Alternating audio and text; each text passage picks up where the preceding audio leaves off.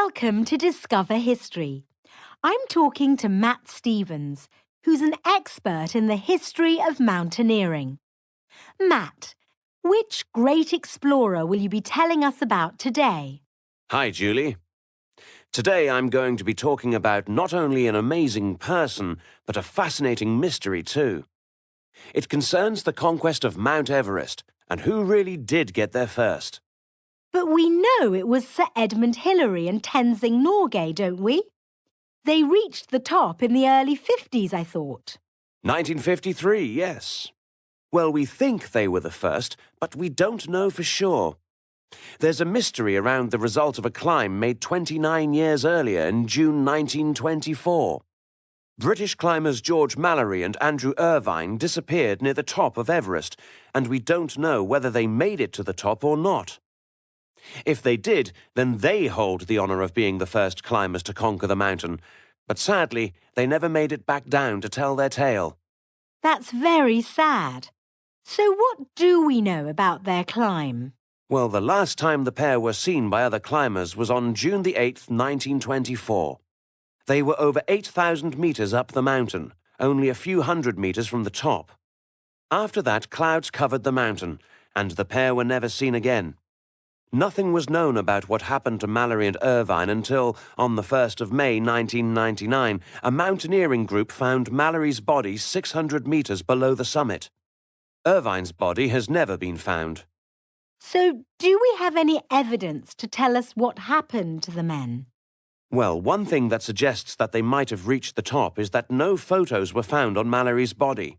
We know that he carried a photo of his wife with him, and that he planned to leave it at the summit if he reached it. Perhaps he did, in fact, make it to the top and left the photo there, but if so, it's never been found. However, there is also a theory that they didn't make it. They were last seen near a 27-metre-high wall of rock. Even climbers today, with modern equipment, find this section extremely difficult. Could Mallory and Irvine have managed it nearly 100 years ago? Although Mallory was known at the time as an exceptionally brilliant climber, many experts doubt he could have managed this section. Do we have any other evidence? Well, yes, but it doesn't solve the mystery. Mallory's mountaineering goggles, which are like sunglasses, were in his pocket. As he wasn't wearing them when he died, this means that it was either dark or cloudy at the time. If it was dark, it could help us to piece together how far he'd got when he fell, and whether he was going up or down, but perhaps it was just cloudy. We don't know, so it's difficult to draw any conclusions from that. So, Matt, what do you think happened to the pair? Well, I'd love to think that they made it, but sadly, because of their very basic clothing and equipment, I think it's unlikely that they succeeded. Mallory's body had a rope attached to it, which suggests that he was climbing at the time, so it's likely that he fell to his death or was hit by a large amount of falling snow. Unfortunately, his camera has never been found. If we could find that, we might have our answer, who knows? Also, of course, if Irvine's body is found, that might give us a lot more clues. Well, it's a fascinating story. Let's hope that one day we'll find out what really happened. Thanks, Matt, for coming on.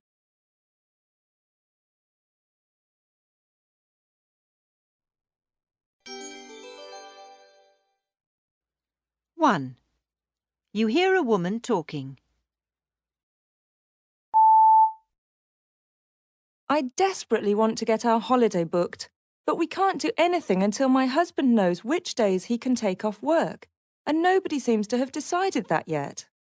I'm sure that if we wait much longer, the hotels we like will be fully booked, and the prices of the flights will have gone up. Maybe there won't be any seats left at all. I wish my husband's boss would hurry up and sort out the holiday dates, otherwise we might not be able to go. 2. You hear a young woman talking. I really can't wait for this summer to end. This job looking after tourists is killing me. It's so exhausting and stressful.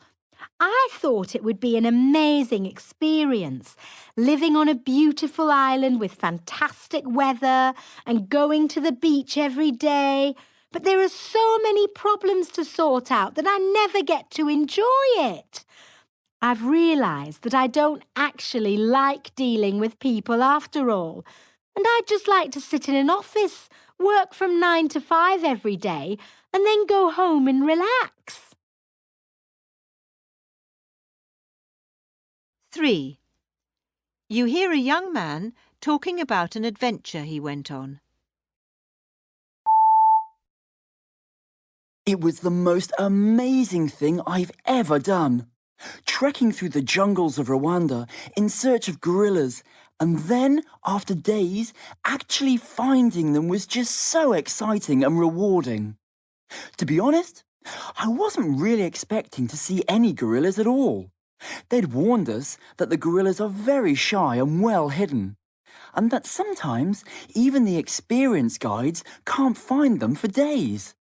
So, I was prepared to be disappointed, but fortunately, that wasn't the case. Trekking in the jungle was quite a challenge and pretty uncomfortable at times, but it was so worth it to finally get close to these incredible animals. 4. You hear a man talking about a holiday resort. This used to be such a beautiful place, with lovely views and endless forests and open spaces. It was so peaceful and calming. But over the last 10 years, so much building has gone on that it's completely changed the character of the area. Now all you see are hotels and tennis courts, and the development is still going on. I can't imagine why they allow it. Well, to make money, I suppose. It's such a shame that the local people only want to make profits instead of valuing the natural world around them. 5. You hear a teenager talking. I only had 1 week's holiday this summer, and that was pretty awful. It wasn't the location, that was no problem. The hotel was comfortable, and the scenery was beautiful. And we were extremely lucky with the weather, thank goodness. But it was so annoying having to be with Mum and Dad all the time. I always had to do what they wanted, and there was no one else of my age around for me to talk to. It was only a week, but it felt more like a month, and I couldn't wait to get home and back to my friends. 6. You hear a girl talking about her summer holiday.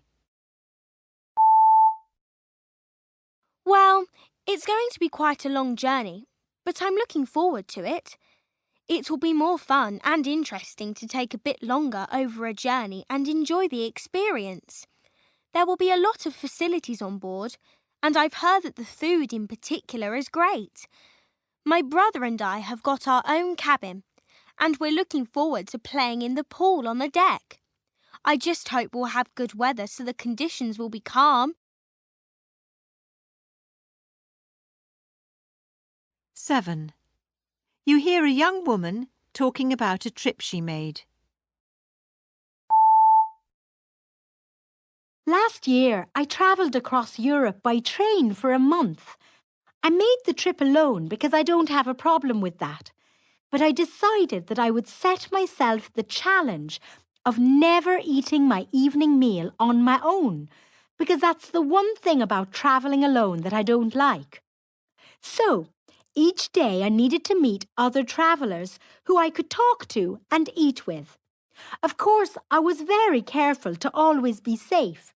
But when you travel alone, you meet so many other travellers that it was very easy actually, and I had a great time.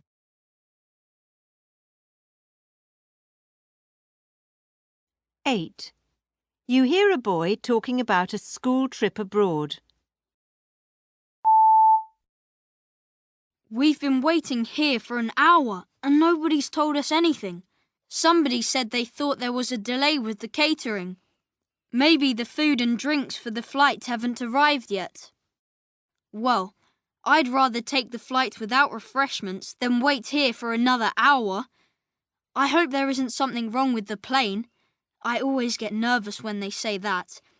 I expect the plane hasn't arrived here yet. There's terrible fog in London, and it's very likely that it hasn't even taken off from there yet. The forecast was very bad for today. I'm sure that'll be the problem.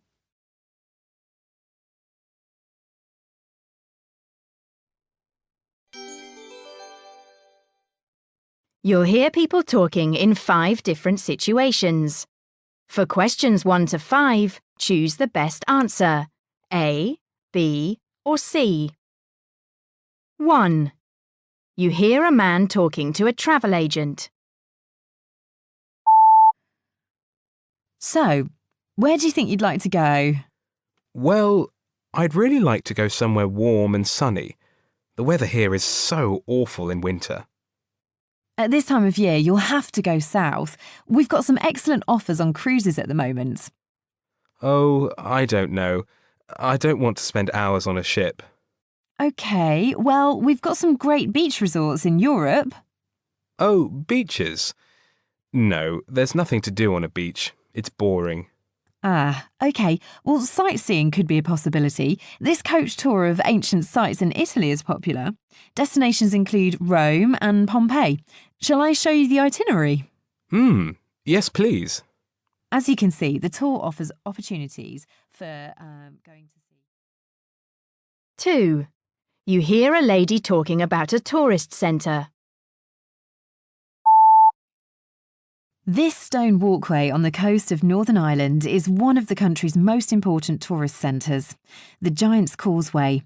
Many visitors come each year to get off the beaten track and see Northern Ireland's first World Heritage Site.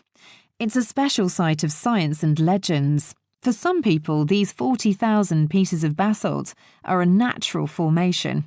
For other people, the Giant's Causeway is the home of a giant named Finn McCool. 3. You hear a young man talking to his friend about an adventure. I finally found somewhere I can use the internet. Great. Everything going okay? Yes, the last few days have been absolutely fantastic. I decided to go off on my own and visit some of the active volcanoes I'd read about before going on to the glaciers. So I booked a place on a tour with a local sightseeing company. With great excitement, we all met with our big rucksacks and started hiking along this beautiful landscape. We hiked for about an hour. It was so quiet and peaceful. And then suddenly... Oh, wow. What happened? Well, suddenly we reached our first destination, the hot spring, and there were just hundreds of people everywhere. They were all swimming, laughing and joking. It was so lively compared to our peaceful hike up.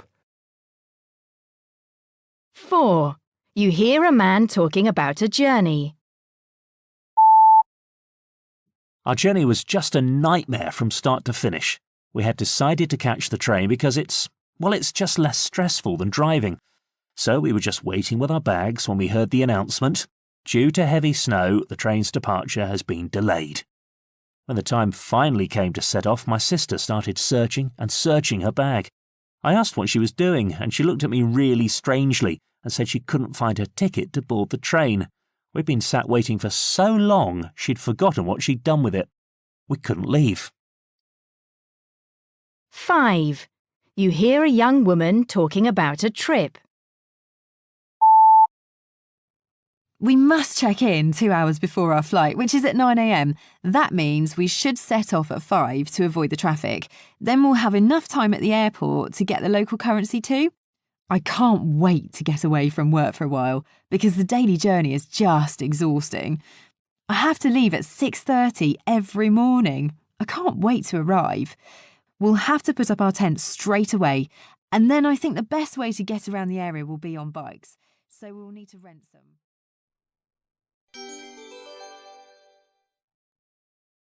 Good afternoon, everyone. I'm going to tell you about my recent trip to Granada in Spain. I went there with my family and we spent 5 amazing days there. I'd already heard about the city because it's famous for the Alhambra, which is an ancient palace and a World Heritage Site.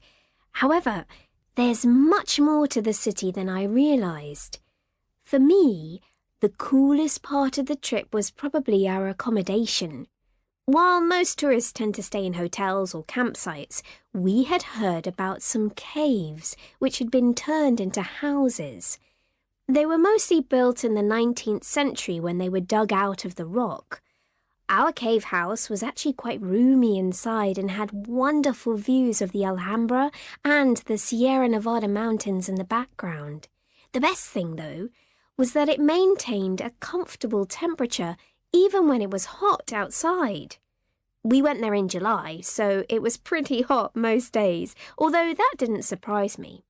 After all, we were in southern Spain in the middle of summer. What I did find surprising is that Granada can get quite cold in winter.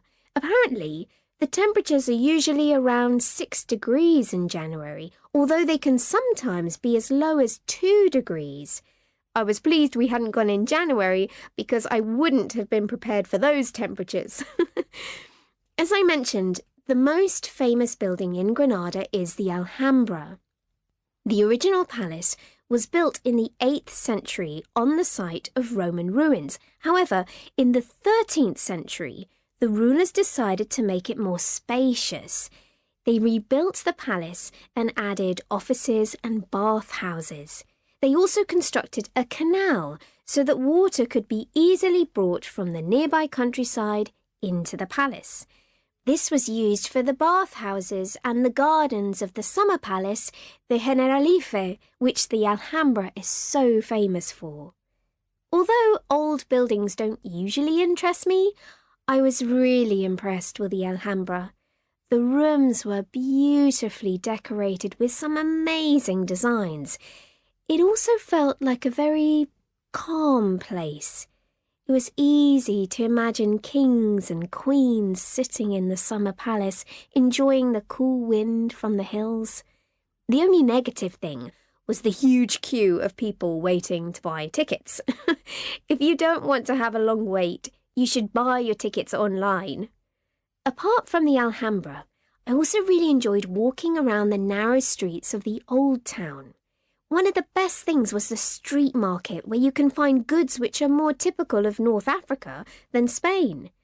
The market has been there for at least 500 years, although the original one was destroyed by a fire about 200 years ago. The modern market is much smaller, but you can find some really original souvenirs there, such as rugs, leather products and spices. Another thing I loved was the food, like the tapas or small dishes, which are so popular in Spain. It's great fun going from one restaurant to another, trying out the various plates of food that were on offer. However, I also really liked the tea shops, which are another North African tradition. My parents enjoyed tasting the different types of tea, but my favourite things were the small sweet cakes made with honey and nuts. They were absolutely delicious. Granada is a city which is full of surprises. One minute you're watching Spanish flamenco dances and the next you're eating North African food. It's fascinating to see the influence of European, African and Persian cultures on the city. I would strongly recommend visiting Granada if you're wondering where to go on your next holiday.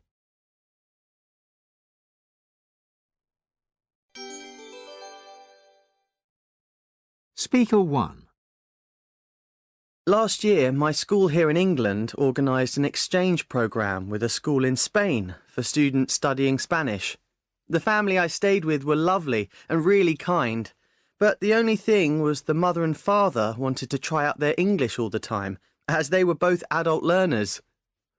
They had an apartment in Madrid which was just amazing inside. Everything was so neat that at first I felt I couldn't relax, but I soon realised it was to give me a good first impression.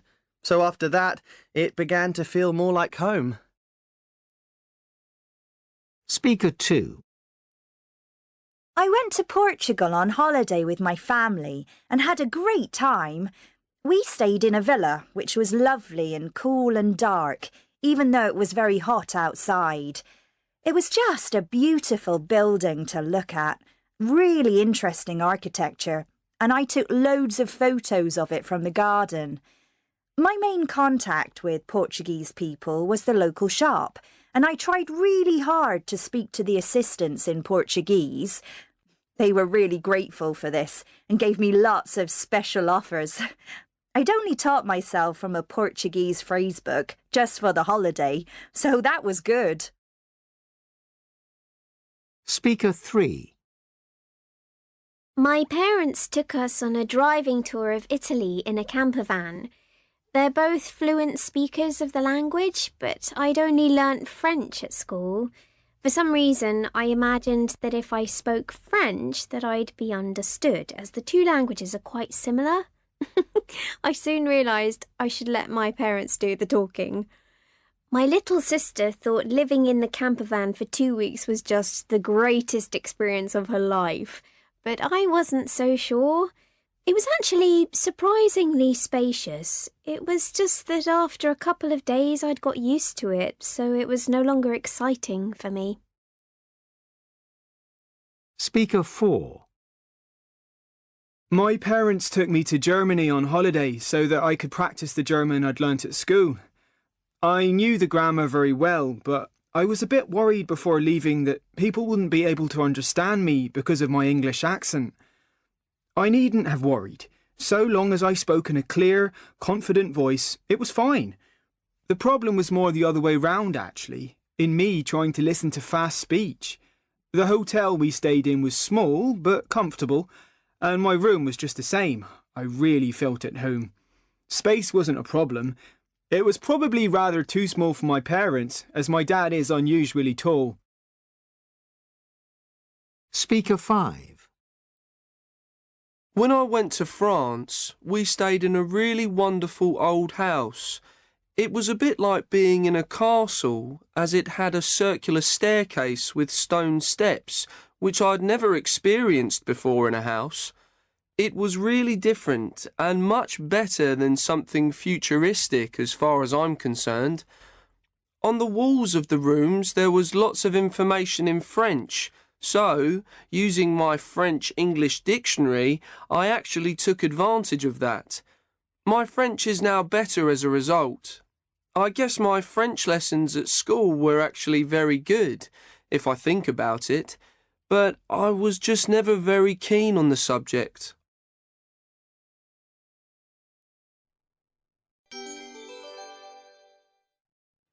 So, I found this place earlier while I was on the internet.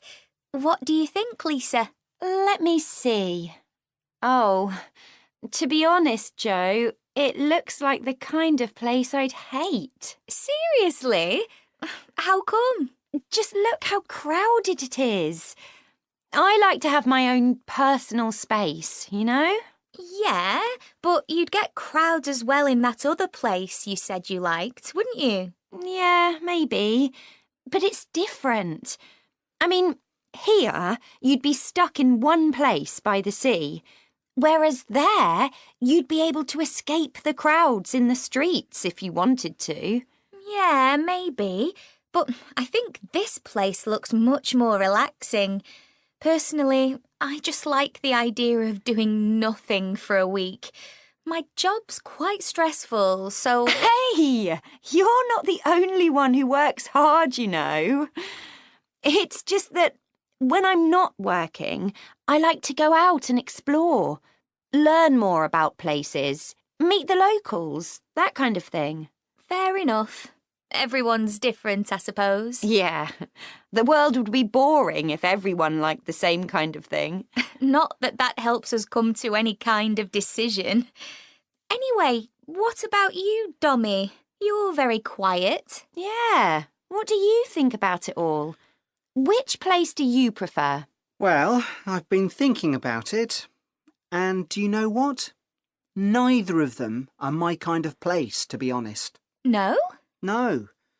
I'd rather be up in the mountains somewhere, hiking and enjoying the countryside. Yes, but if you had to choose one of these two, which one would you go for? I'd prefer to just stay at home. Oh, remind me again why we decided to go on holiday together? I know, right? We're never going to make a decision like this, are we?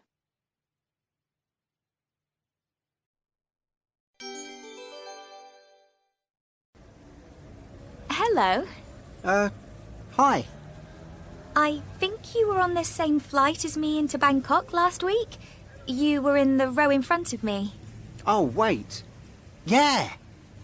I helped you with your bag. How's it going? Awesome. Yeah, great country. Amazing. Hey, do you want to join me? Are you sure? You looked like you were pretty involved in your book. Yeah, no, I mean, please, take a seat. So, how long have you been here in Chiang Mai? Since yesterday. You? A couple of days. So, have you been round the city much? No. When I got here, I went to the night market. And then I had a late night. So I didn't do much yesterday. Have you been to the market? No, but I'm thinking of going there later for something to eat. Yeah, it's fantastic. So, you haven't been round the old town and the temples yet then? Well, I had to walk round the old medieval walls, but that's about it so far. Really? Yeah. But I guess I might go and have a look around later on. I'm really into temples. Have you visited Sukhothai? No, but it's supposed to be amazing. I'd love to go sometime during my trip. Yes, it's wonderful there. I mean, there are all these incredible ancient temples and remains, but they're also in this amazing landscape. Ah, okay. So you've been there before? Yeah.